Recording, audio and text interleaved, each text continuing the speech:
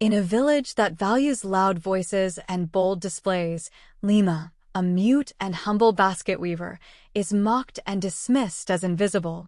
But when her intricate creations catch the eye of the king's emissaries, she's thrust into a web of secrets, sabotage, and hidden power. With enemies closing in and her silence as both a weapon and a shield, can Lima prove that true strength speaks louder than words? Before we dive into this powerful story, let us know where you're tuning in from, and if you find it compelling, don't forget to hit subscribe. The first rays of dawn peeked over the thatched roofs of the village, bathing the market square in a soft, golden light. Lima sat cross-legged in front of her small hut on the village's edge, her hands moving with steady precision as she wove slender strands of dried reeds into intricate patterns. Her baskets, sturdy yet elegant, were works of art, yet no one cared. She was invisible to the villagers, her silence louder than any scream. Born mute, Lima had always been an outcast. In a village that valued bold voices and loud laughter, her quiet existence was seen as a flaw, not a gift.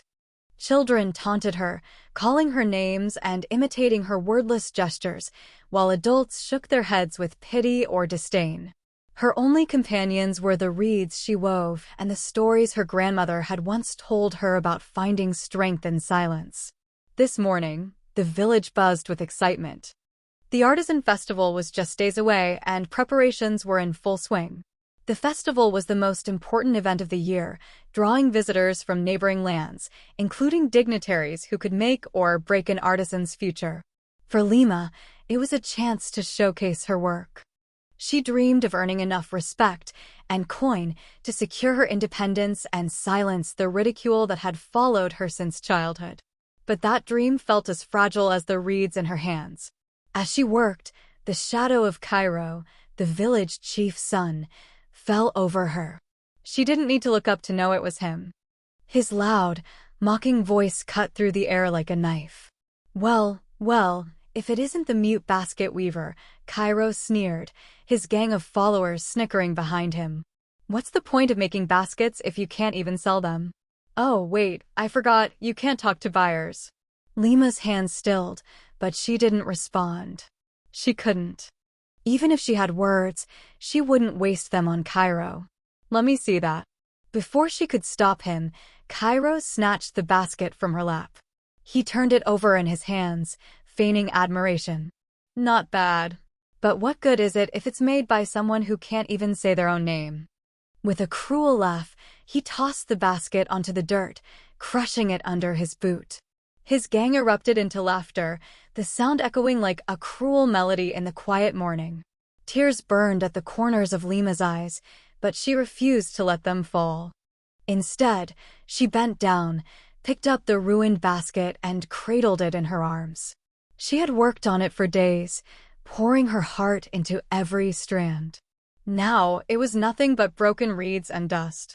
Satisfied with his cruelty, Cairo turned to his friends. Come on, let's leave the mute to her scraps. They sauntered away, their laughter fading as they disappeared into the village. For a moment, Lima sat frozen, the crushed basket in her lap. Her chest ached, not from the physical loss, but from the weight of their words. Why did they always have to remind her of what she couldn't do? The sound of approaching footsteps broke her reverie. A stranger, cloaked in a faded brown robe, stood a few feet away, his face partially hidden by a hood. In his hand was one of Lima's baskets, one she had left outside for sale the day before. This is your work, isn't it? The man asked, his voice low and even. Lima nodded, brushing away the dirt on her hands. It's more than a basket, he said, his fingers tracing the intricate patterns. It's a message. A story. Do you realize that? Lima tilted her head in confusion. A message? She had never thought of her baskets as anything more than functional creations. The stranger placed a coin in her hand and smiled. Don't stop weaving, Lima. Your silence speaks louder than their words. Before she could respond, he turned and disappeared down the path. Lima stared at the coin, then at the crushed basket in her lap. His words echoed in her mind.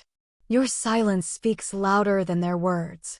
As the sun climbed higher in the sky, the laughter of Cairo and his gang still lingered, but so did the stranger's words. For the first time in a long while, Lima felt a spark of hope. The artisan festival was days away, and she would be ready. The marketplace bustled with life as villagers hurried between stalls, preparing for the fast-approaching artisan festival. Lima stood at the edge of the crowd, clutching a bundle of freshly harvested reeds. Her heart raced as she thought of the work ahead.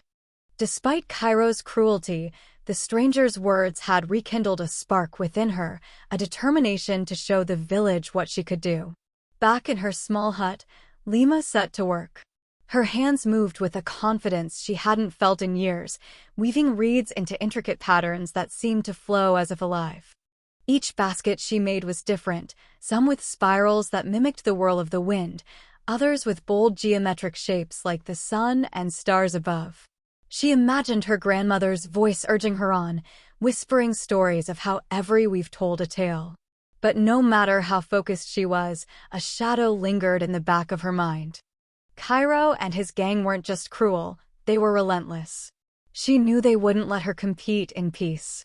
By the third day, her hut was filled with finished baskets. Their beauty surprised even her. Yet, despite her progress, doubt crept into her thoughts. What if the villagers didn't understand her work?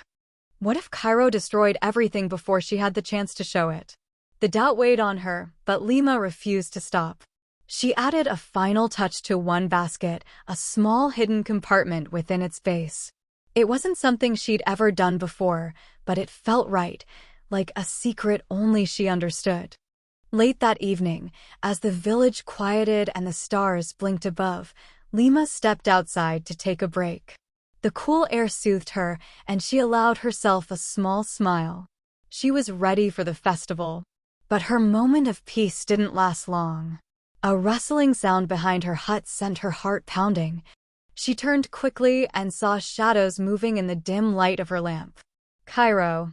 Before she could stop them, Cairo and his gang burst into her workspace. They laughed as they kicked over her finished baskets, crushing them underfoot. The reeds snapped like brittle twigs, and days of work were destroyed in moments. Still weaving mute? Cairo sneered, his voice dripping with mockery. What's the point? You'll never win. Nobody's going to buy anything from someone who can't even talk. Lima lunged forward, trying to protect what little remained, but Cairo shoved her back. She stumbled, her hands brushing against the fragments of her ruined work. Let's go, Cairo said, motioning to his friends. This was hardly worth the effort. They left her hut in shambles, their laughter fading into the distance. Lima knelt on the floor, staring at the scattered reeds and crushed baskets. Tears welled in her eyes, but she didn't let them fall. The following morning, sunlight filtered through the broken window of her hut. Despite the wreckage, Lima forced herself to rise. The festival was still days away, and she wasn't about to let Cairo win. She gathered what salvageable reeds she could and started weaving again. Hours passed, and though her hands ached, she didn't stop. As she worked, she felt something shift inside her, a quiet strength, a determination to prove them wrong. By nightfall, her workspace was once again filled with baskets, though fewer than before. Among them was her most ambitious piece yet, a large, ornate basket with hidden compartments woven seamlessly into the design. It was a masterpiece, one that told a story of resilience and defiance. As Lima admired her work, a knock sounded at her door. She opened it cautiously and found the stranger from before. He held another one of her baskets, the one she'd sold days ago. "You've done it again," he said, his voice warm with approval. "Your baskets aren't just crafts. They're treasures." Lima tilted her head, confused but curious. The man stepped closer and placed the basket on her table. With a deft hand, he opened a hidden compartment within the weave, revealing a small parchment inside. Lima's eyes widened. She hadn't realized her work had been repurposed in this way. The parchment contained a message, coded words she didn't understand. The stranger nodded at her expression. "These baskets are more important than you know," he said. Keep weaving. And protect them. Before she could respond, he was gone. That night, Lima stared at her baskets, her mind racing. Cairo might see her as nothing more than a mute outcast, but her work was proving otherwise. It wasn't just art, it was power. With the festival approaching, Lima vowed to finish her masterpiece and show the entire village what she was capable of. This time, nothing would stop her. The artisan festival transformed the village. Stalls lined the bustling marketplace, decorated with colorful fabrics and shimmering ornaments. Musicians played lively tunes, and the scent of roasted yams and spiced meats wafted through the air. Villagers and visitors alike crowded the square, their chatter mixing with the rhythm of drums. Lima stood at the edge of the festival grounds, her heart pounding as she clutched her baskets. She had spent the last days weaving relentlessly, determined to prove her worth despite Cairo's sabotage. Her most intricate basket, the one with the hidden compartments, sat atop the pile in her arms. It was her silent declaration to the world. She would not be ignored. She swallowed her nerves and moved toward her assigned stall. The villagers turned to look, their whispers following her like a shadow. "Isn't that the mute girl? What's she doing here? No one's going to buy her work. She should stick to cleaning reeds." The words stung, but Lima forced herself to keep moving. She arranged her baskets neatly on the table, their vibrant patterns gleaming in the sunlight. Her hands trembled slightly as she stepped back and waited. Nearby, Cairo's stall was already crowded. His display was grand, filled with golden ornaments and elaborate, mass-produced items he hadn't even made himself. He stood at the center of the crowd, laughing and boasting loudly. "Come one, come all," Cairo shouted. "Witness the finest craftsmanship in the village. Unlike some people here, I actually know how to create something worthwhile." His words drew laughter from the crowd and a few sneering glances toward Lima's stall. She pretended not to notice and focused on straightening one of her baskets. As the morning wore on, visitors began to drift toward her stall. A young woman stopped to admire one of her smaller pieces, running her fingers over the intricate patterns. "These are beautiful," the woman said softly, her tone sincere. "Did you make them?" Lima nodded, her cheeks flushing with pride. She gestured to her reed tools and weaving supplies to show her process. The woman smiled and purchased 2 baskets, leaving Lima with a small pouch of coins. It was a start. The turning point came just before midday. A group of dignitaries dressed in elegant robes arrived at the festival, their presence sending a ripple of excitement through the crowd. They were emissaries of the king, tasked with seeking out unique artisans to promote and reward. The emissaries moved slowly through the festival, stopping at various stalls to inspect the crafts. When they reached Cairo's display, he puffed out his chest and launched into a loud, self-congratulatory speech about his talents. The emissaries nodded politely but didn't linger. Then they arrived at Lima's stall. The tallest of the emissaries, a man with a sharp gaze, picked up her most intricate basket. He turned it over in his hands, studying the patterns with growing interest. "This is extraordinary," he said, his voice carrying through the crowd. "The craftsmanship is remarkable, but there's something more here." The crowd, now drawn to the scene, leaned in closer. The emissary pressed gently on one of the basket's patterns, and a hidden compartment clicked open. Gasps rippled through the onlookers as he revealed a small, folded parchment inside. "It's a hidden compartment," the emissary announced, his tone filled with awe. "This is more than art, it's innovation." Lima's cheeks burned as the crowd murmured in surprise. For the first time, their whispers weren't filled with scorn, but with curiosity and admiration. Cairo, watching from a distance, felt his chest tighten with anger. How dare this mute girl steal the spotlight? He marched over to Lima's stall, his face twisted with fury. "This is ridiculous," Cairo shouted. "She's a fraud. There's no way someone like her could create something so clever. She must have stolen the design." The crowd fell silent, turning their eyes to Lima. Her heart raced as she tried to form a response, but no words came.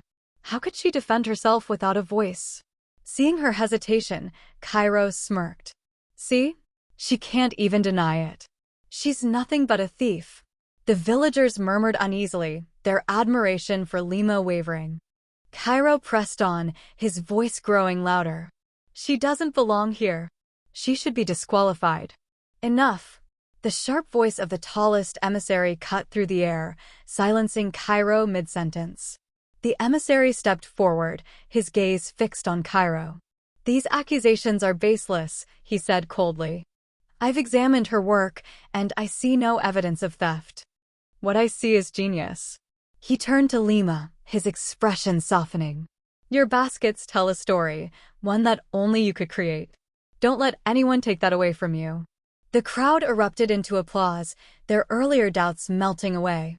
Lima's chest swelled with emotion as she bowed her head in gratitude. For the first time, she felt seen, not as an outcast but as an artisan. Cairo, however, wasn't finished. His face flushed with embarrassment. He pointed a shaking finger at Lima. This isn't over, he hissed under his breath. Then, without another word, he stormed off into the crowd. As the festival continued, Lima's stall became the talk of the event. Villagers who had once mocked her now approached with curiosity and admiration. She sold nearly all of her baskets, earning more than she ever had before. The dignitaries lingered at her stall, asking her questions and praising her work. By the end of the day, the sun hung low in the sky, casting a golden glow over the marketplace. Lima sat behind her stall, exhausted but content. For the first time, she felt a flicker of hope that the future might hold something brighter. But as she packed up her remaining baskets, she couldn't shake the feeling that Cairo's threats weren't empty. The festival had given her a moment of triumph, but the battle wasn't over. The festival's lively buzz had quieted by the evening as villagers packed up their stalls and headed home. But Lima's thoughts were far from calm. She sat in her small hut, surrounded by the day's earnings, a modest pile of coins, and a few unsold baskets. Despite the triumph of the day, Cairo's parting words haunted her. She knew he wouldn't let her success go unanswered.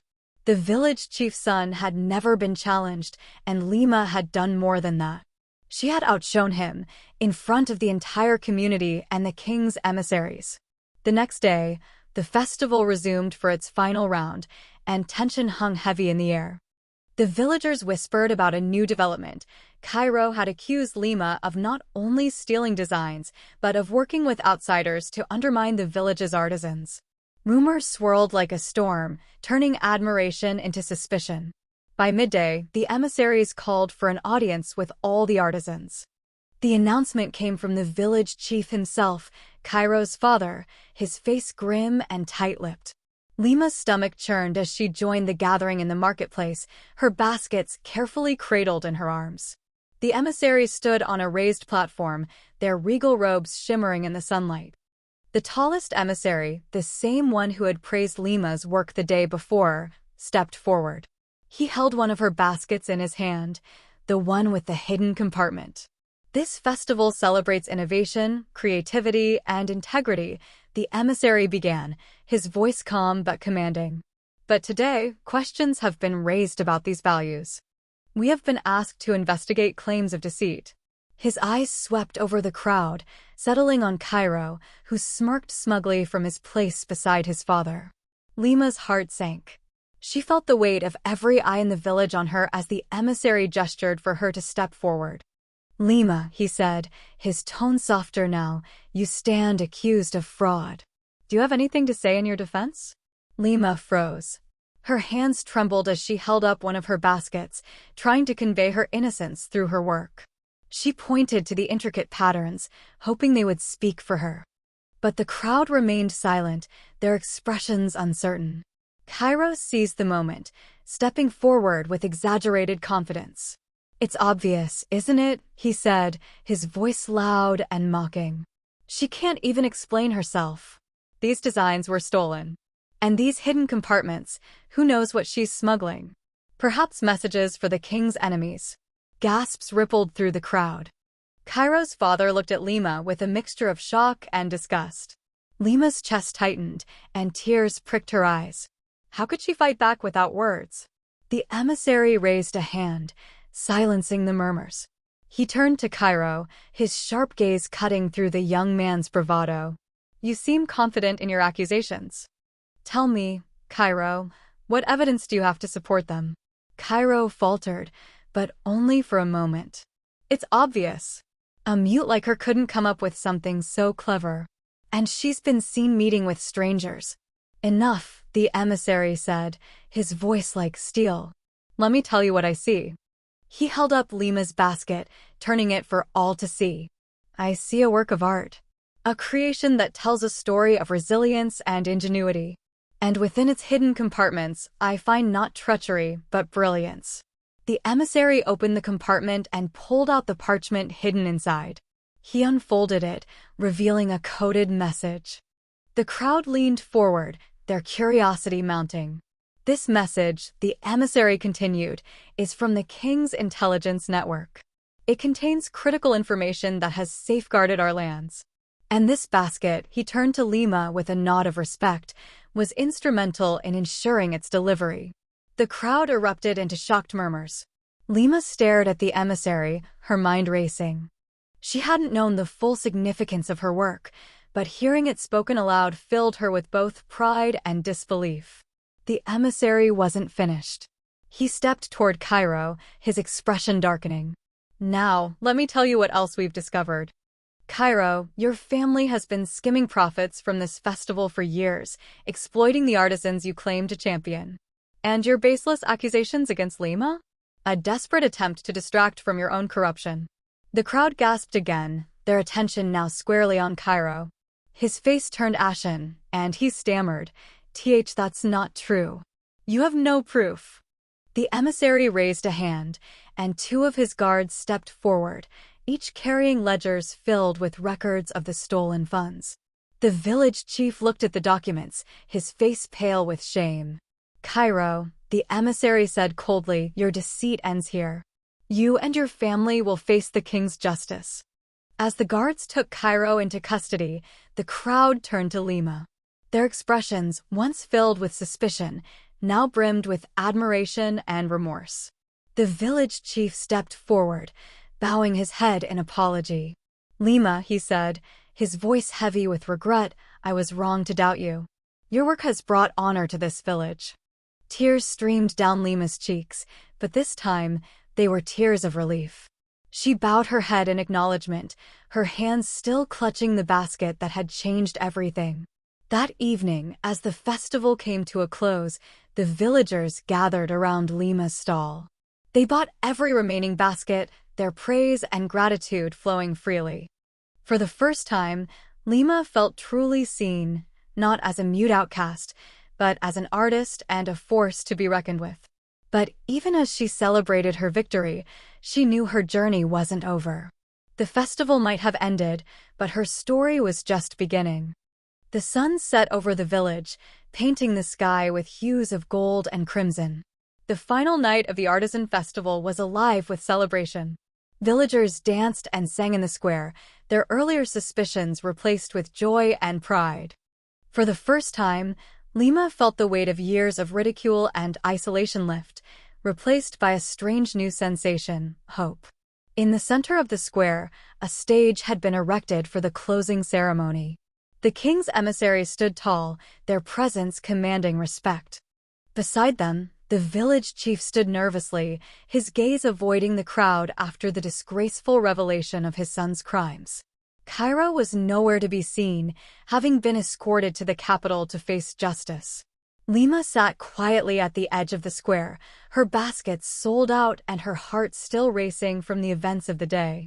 The emissaries had asked her to step onto the stage for the final awards, but the thought of standing before the entire village terrified her. For so long, she had been invisible. How could she suddenly take center stage? The tallest emissary approached her, his expression kind but firm. Lima, he said softly, this is your moment. Your work speaks for itself, but tonight, the people need to see the heart behind it. Lima hesitated, her hands tightening around the last basket she had kept for herself. She glanced at the crowd, now filled with faces that no longer sneered or pitied her, but instead looked on with respect and admiration. Slowly, she nodded. The square fell silent as the emissary stepped onto the stage and addressed the crowd. Tonight, we honor not only the artisans who make this festival great, but the spirit of resilience and innovation that defines our people. He gestured toward Lima, who stood at the edge of the stage. There is one artisan whose work has not only showcased remarkable skill, but also played a vital role in safeguarding our kingdom. Her baskets have carried messages of great importance, hidden in plain sight. Her creativity, humility, and courage deserve to be celebrated. The crowd erupted into applause as Lima stepped onto the stage, her hands trembling but her head held high. She stood beside the emissary, clutching her basket and looked out at the sea of faces. For a moment, she felt overwhelmed, her usual silence pressing against her like a weight. But then, she remembered her grandmother's voice from years ago, urging her to find strength in her silence.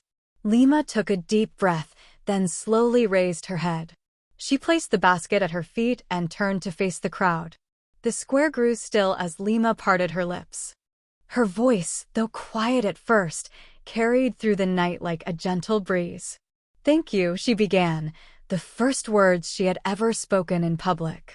Gasps rippled through the crowd, followed by an almost reverent silence. "I have always been told that my silence was my weakness," Lima continued, her voice growing steadier with each word. "But it is in silence that I found my strength. These baskets are my voice, and they tell a story of resilience and hope. Today, I speak not only for myself, but for anyone who has ever been told they were less because they were different." Tears welled in the eyes of many in the crowd, and a few began to clap, their applause quickly spreading until the entire square was cheering. Lima's heart swelled with a mixture of pride and relief. For so long, she had feared this moment, but now it felt like she was finally free. As the ceremony ended, villagers surrounded Lima, offering their congratulations and apologies. The chief approached her, his expression heavy with regret. "Lima," he said, bowing his head, "I was wrong to doubt you. You have brought honor to this village. Thank you for reminding us of the power of quiet strength." Lima nodded in acknowledgement, her heart lighter than it had been in years. She knew that this moment marked the beginning of a new chapter in her life. That night, as the village settled into sleep, Lima returned to her hut. She placed her final basket on her table and sat before it, her hands running over the reeds. She didn't need to weave tonight. For the first time, she felt her story had already been told. But as she looked out at the stars, she smiled to herself. There were more baskets to weave, more stories to tell. This was only the beginning.